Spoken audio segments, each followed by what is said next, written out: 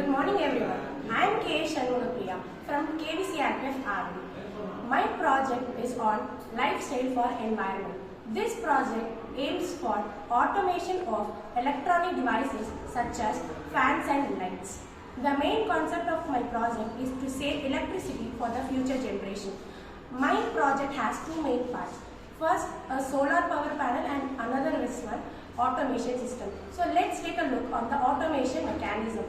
The motion of a person inside a room is detected by the IR sensor and it sends impulse to the relay, and the relay detects and instructs the devices to turn on themselves. And the same mechanism is used when the person is exited from a room. The relay again tells the electronic devices such as lights and fans to turn off themselves. This is the mechanism of the automation. Now, this automation is worked through the solar panel management. In the solar panel management, we have solar power supply. The solar power supply works through the rechargeable batteries along with TP4056 and bulk converter. Buck converter, and this buck converter is used to convert power of high voltages into the required amount of power needed by the automation system so that it works. In this project, we have two main switches. One switch is to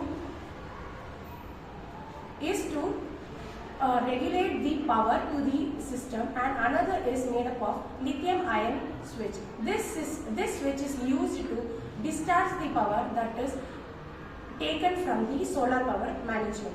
This is the total mechanism of my project. So let's take a look on this project through a demonstration.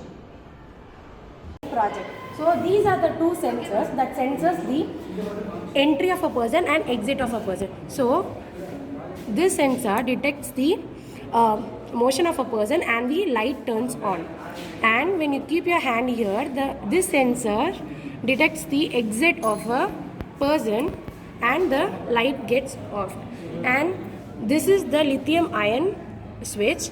This prevents the discharge of the power when charging takes place. So this is the mechanism, and this is the solar panel through which power gets transmitted. This is the rechargeable battery.